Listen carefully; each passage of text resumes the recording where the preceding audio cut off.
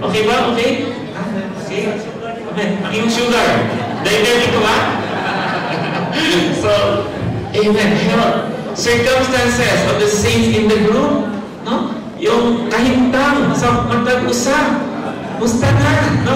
Kinahanglan makabawaan na ito. No? Ang kahintang sa matag-igsoon. Amen. All the matters related to the practical life of all the persons meeting in the group should be covered in the fellowship. Right? So, when you come into the small group, don't just say, oh, igsoon, ano man late ka?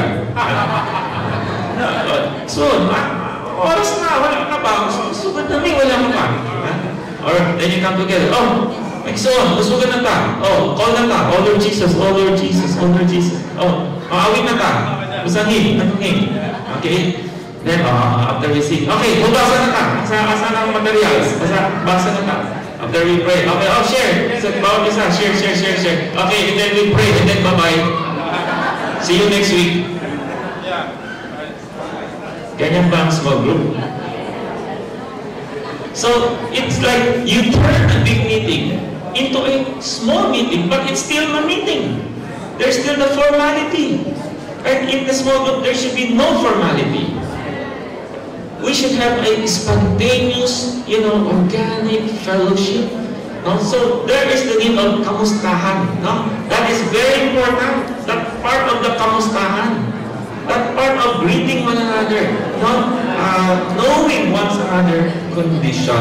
Okay?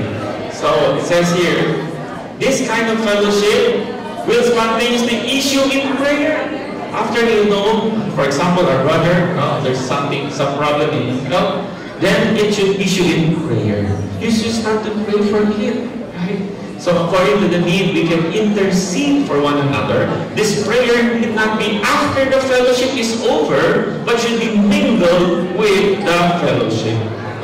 So it's mingled, sandwich siya, together. Okay, next. We need to have the mutual care for one another. Later on, our brother will share more concerning this point on the mutual care for one another. There are three things that we want to share with you regarding the practice of the small group. Number one is the mutual care.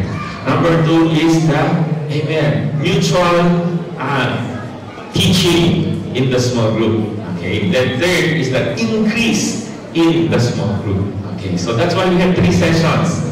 So for this session, we want to focus on this mutual care and concern.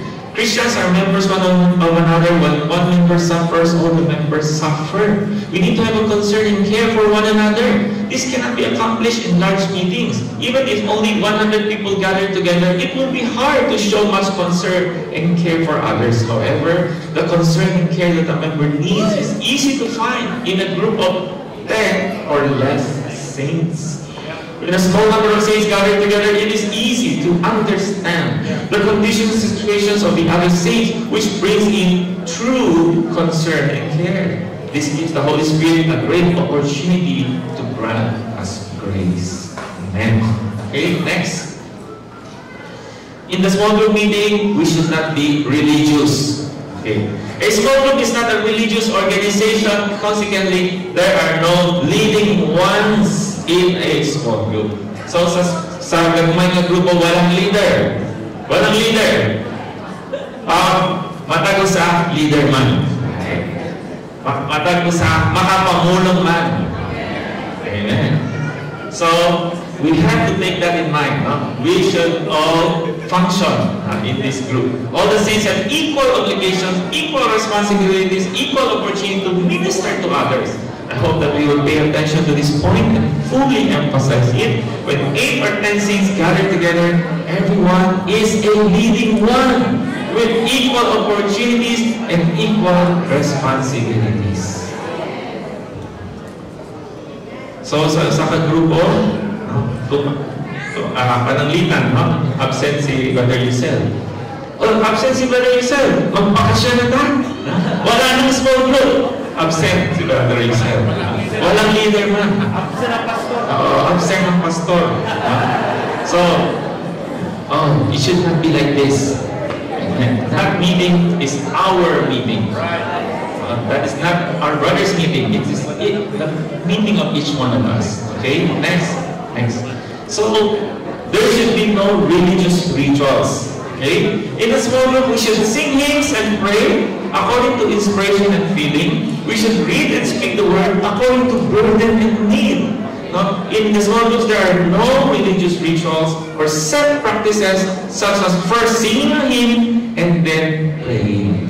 So we need to erase every trace of religion from our being. Okay? We need to just be filled with life, filled with the Spirit. Okay? Be organic. Our hymn singing and praying should not be based on rituals, but on our inspiration and feeling. And our reading and speaking of the word should come out of a burden from the Lord and the needs of the brothers and sisters. Amen. Okay, next. So, the function of the small groups is for perfecting. The God-ordained way, the structure of the God-ordained way is BNPB. Begetting, nourishing, perfecting, and building. Begetting is the preaching of the gospel. Nourishing is the home meetings, the shepherding home meetings. Perfecting is carried out in the groups, the small groups. And the building is carried out in the prophesying on the Lord's Day. Okay? So that's through the districts. That's why we have districts for prophesying. So the function of the small groups is for the perfecting of the saints. Because, you know, in a big meeting, it's hard to perfect people. If somebody will stand up to share, you cannot correct that brother. You can say, sit down, brother. Don't, it's hard not to correct somebody. For example, this brother speaks very long. No? It's hard to say like this. Right? Sometimes it's hard.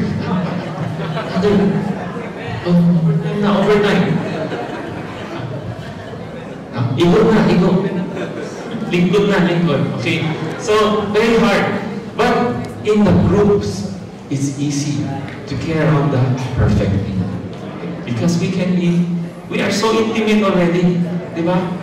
Kumaga, hindi na masaktan yung kapatid sa'yo. No? Alam na eh, sold na. No? Hindi na. So, that's why it's so easy. Okay, where am I? According to the organic practice revealed in the New Testament, the perfecting work in this step can be carried out only through the group meetings. Because the work in this step requires mutuality. In order to perfect the saints that they may all function in a full way and may be presented to God full grown in Christ, we need to have people in the churches who do the work of teaching and perfecting in the small groups. Amen, right? The Apostle Paul's desire is to be able to present every man full grown in Christ. Amen. So by coming to the groupings every week, praise the Lord, we can see the saints are growing little by little. And next. So then, in the groupings, we will also discuss this in the second session, that there is the need of teaching. There must be teaching. We all have the religious concept that the teaching, the group meetings must be done by a brother who is able to teach and who has been appointed by the church to teach. That kind of meeting may be called a Bible study. But if you carefully study the New Testament, you cannot find such a practice in the meetings of the church. According to Hebrews 10:24 to 25, the teaching was carried out in a mutual way.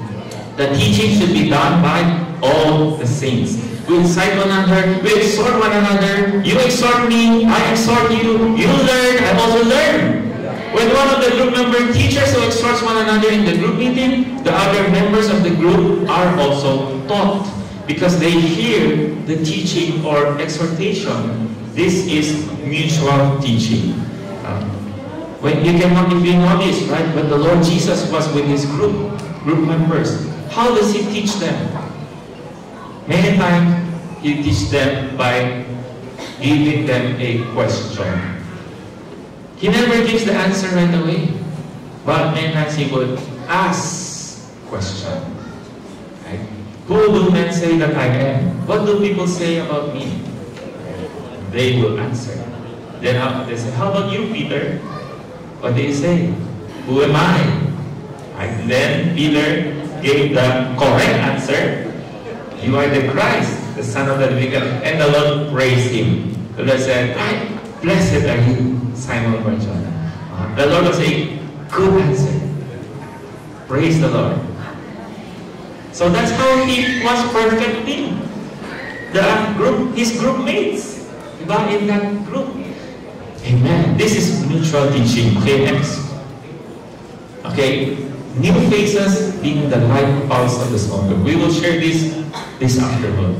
This will be the burden this afternoon. What is this? There is the need for the increase in our group. The group should not just remain the same number. The group should not be always seeing the same old faces every week. There should be new faces. Okay? So, in order to be blessed by the Lord, the small group must be fully related to the gospel. Whenever a small group loses its gospel nature, it will come to a standstill. Whenever there are gospel friends in a small group gathering, the gathering is full of freshness. Without gospel friends, the gathering gradually goes downhill. Every new face, regardless of whether it is weak or even opposing, fills the brothers and sisters with a fresh burden. Before a new one comes, the direction of a meeting may be uncertain. But once he arrives, the direction and utterance become clear. New faces are the life pulse of a small group. As long as there are new ones, there will be burden, feeling, utterance. Hence, the small groups truly need the offensive function of the gospel. Okay? So when there's a new one, no? Iba yung dating, no? Pag may bago, pag may new one, no?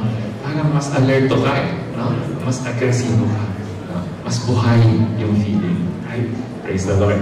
Okay, so I think this is the last time. Tama, brother? Wala na, no?